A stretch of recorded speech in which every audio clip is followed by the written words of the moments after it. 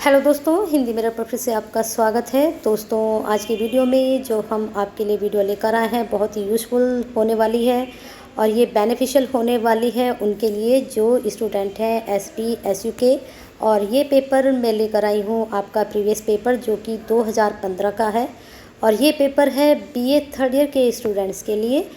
और आपके पेपर का नाम है जनपदीय भाषा साहित्य। ठीक है, जनपदीय भाषा साहित्य का ये पेपर है 2015 का। तो इससे आपको थोड़ा आइडिया हो जाएगा कि किस तरह का पेपर आपके एग्ज़ाम में बनते हैं, किस तरह के क्वेश्चंस आपके एग्ज़ाम में बनते हैं।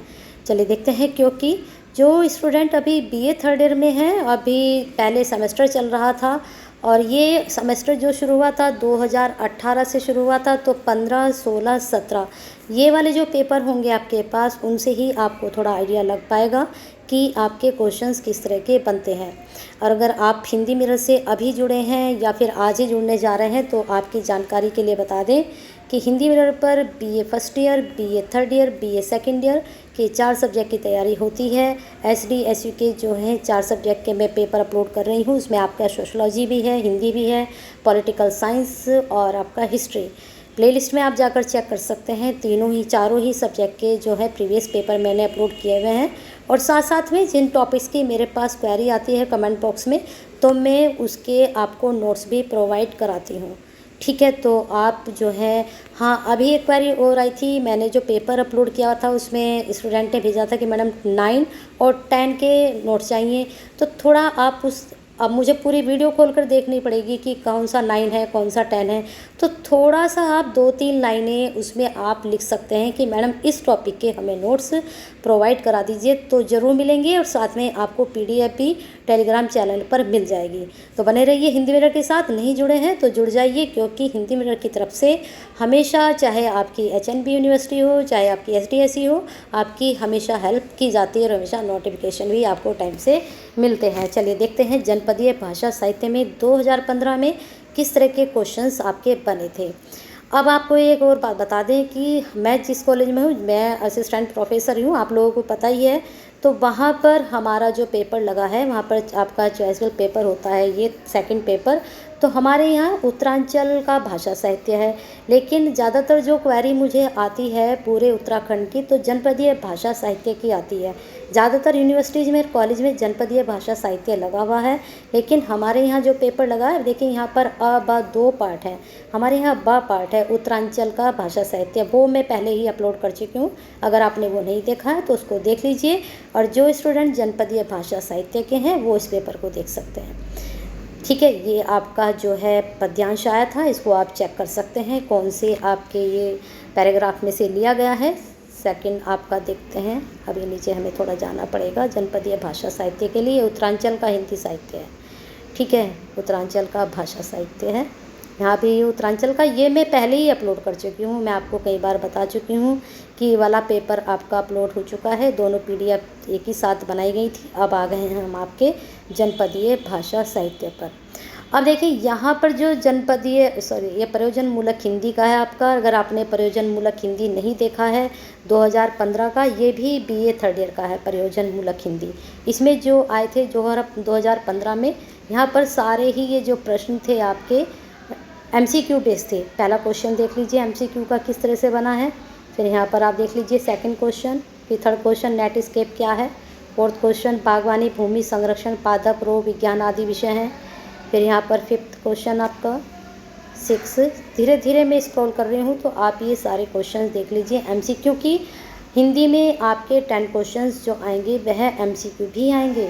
हो सकता है क्वेश्चन यहीं से उठ जाएं आपके प्रयोजन मूलक हिंदी में। ये पेपर फर्स्ट है आपका, पता ही आप सबको, प्रयोजन मूलक हिंदी वाला। अब आ गए हैं यहाँ पर, देखिए अब यहाँ पर जो क्वेश्चन बन रहा है आपका, यहाँ तक तो आपके जो क्वेश्चंस बने हैं प्रयोजन मूलक हिंदी के वह बने हैं एमसीक्यू बेस्ड। ठीक है, ये हम क्वेश्चन पर जाते हैं। हाँ, एक मिनट। हाँ, ये देखिए 15 क्वेश्चन तो आए थे एमसीक्यू, लेकिन इस बार का पैटर्न आपका 10 का भी हो सकता है और 15 का भी हो सकता है। तो ये प्रयोजन मूलक हिंदी का आपका पेपर है। अब आते हैं हम क्वेश्चंस पर।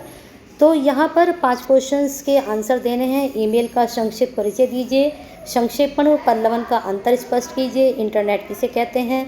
अनुवाद के क्षेत्र में संचार माध्यमों के महत्व पर प्रकाश डालिए।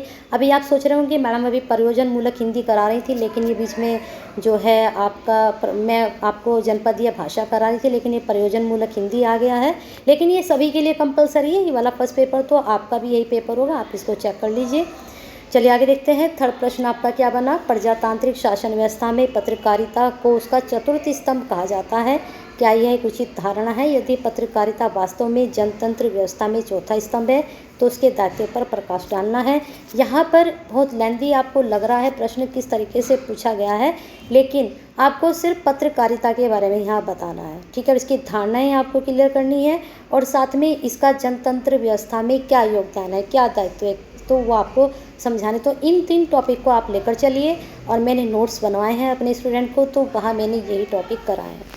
चलिए आगे देखते हैं। प्रिंट मीडिया और इलेक्ट्रॉनिक मीडिया में क्या अंतर है और मुद्रित समाचार को टीवी पर प्रसारित करने के लिए क्या क्या तैयारी करनी होगी। बहुत अच्छा टॉपिक है, अच्छे से तैयार कर लीजिए। प्रिंट मीडिया भी और इलेक्ट्रॉनिक मीडिया, यहाँ पर इन दोनों के बारे में आपसे पूछ लिया गया, लेकिन ये पर्टिकुलर आपसे अलग अलग भी इसको पूछ सकते हैं। फिर आते हैं अनुवाद पर। अनुवाद की परिभाषा देते हुए अनुवाद के विभिन्न क्षेत्रों का आपको वर्णन करना है। बहुत अच्छा प्रश्न है ये भी। विज्ञान के क्षेत्र में अनुवाद का महत्व स्पष्ट करना है, तो इसको आप लेंदी में भी तैयार कर सकते हो एक साथ मिलाकर। नेक्स्ट क्वेश्चन है, आज के बदलते परिवेश में कंप्यूटर की उपयोगिता विषय पर अपने विचार प्रस्तुत करने हैं। समाचार संकलन कार्य में मुख्य भूमिका संवाददाता की होती है, इस कथन का आशय स्पष्ट करना है। तो यहाँ फोकस आपको सिर्फ संवाददाता को करना है, ठीक है। और समाचार संकलन आपका ये टॉपिक है, अच्छे से इसको पढ़िए, उसमें संवाददात्मक की क्या भूमिका होती है ये भी आपको पढ़ना है। फिर आई थी टिप्पणी प्रयोजन मूलक हिंदी में आपकी। प्रयोजन मूलक हिंदी समझानी है। भावानुवाद क्या है, संपादन कला क्या है, सूचना प्रौद्योगिकी क्या है, और इसके बाद रेडियो नाटक और मंच नाटक में क्या अंतर है, विज्ञापन के विविध प्रकार पूछे गए, फीचर लेखन क्या है, टेलीड्रामा क्या है। ये मैंने स्टूडेंट्स को अपने यहाँ तो कराए हैं, मुझे ये नहीं पता कि आपके यहाँ क्या रहा होगा पैटर्न। चलिए अब दोबारा से आपके प्रयोजन मूलक हिंदी का ये आपका पेपर है 2016 का, ठीक है। अब आप यहाँ समझ रहे हो कि मैडम ने जनपदीय से शुरू किया था, तो मुझे लगता है ये जनपदीय का सिर्फ आपका एक ही पेज लिया गया है। तो हाँ, यहाँ पर हम देखते हैं, जनपदीय का आपका एक ही पेज ये स्टूडेंट यहाँ पर लिया गया है। तो कोई बात नहीं, मैं जनपदीय फिर दोबारा आपके लिए अपलोड कर दूँगी, क्योंकि ये PDF मैंने एक ही साथ आपकी बना दी थी, जनपद, उत्तरांचल और आपका ये प्रयोजन मूलक हिंदी। तो ये मुझे लग रहा जनपदीय भाषा साहित्य के ये पेपर आपका कंप्लीट हो ही नहीं पा रहा है। एक एक पेज ही आया इसका। फ्रंट पेज देखें, यहाँ पर भी फ्रंट पेज है इसका। एक मिनट मैं आपको शुरू से दिखा देती हूँ। अब देखिए, जनपदीय भाषा साहित्य से मैंने शुरू किया था, यहाँ पर इसका एक आ गया, यहाँ पर फिर उत्तरांचल आपका शुरू हो चुका है, फिर इसके बाद से फिर आपका ये ख़त्म हो गया, फिर यहाँ पर फिर दोबारा जनपदीय आ गया है, यहाँ पर भी एक ही पैराग्राफ, यहाँ उत्तरांचल आ चुका है। इसके बाद फिर आपका सेकंड पेज पर हम जाते हैं, वहाँ पर आ चुकी है आपका फर्स्ट पेपर प्रयोजन मूलक हिंदी। तो ये भी पेपर आपके लिए बहुत ज़रूरी है, ये भी क्वालिफाई करना। मुझे लगता है ये भी आपका अभी तक अपलोड नहीं हुआ था, और इसमें 15 क्वेश्चन आपके MCQ बेस बनेंगे। उसके बाद आपके जो क्वेश्चंस बनेंगे वह शॉर्ट और लेंथी बनेंगे, इनकी भी आपको तैयारी करनी है।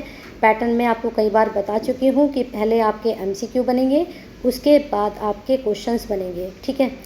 ये देखिए MCQs क्वेश्चंस हैं आपके, यहाँ आप चेक कर सकते हैं। अब आते हैं क्वेश्चंस पर। क्वेश्चन में देख लीजिए, राजभाषा और राष्ट्रभाषा में अंतर फर्स्ट यूनिट से है। नव इलेक्ट्रॉनिक माध्यमों का ये सेकंड यूनिट से। अधिसूचना से आप क्या समझते हैं, सेकंड यूनिट। प्रिंट मीडिया का संक्षिप्त इतिहास बताना है, थर्ड यूनिट है। पत्र लेखन क्या है, फोर्थ यूनिट है।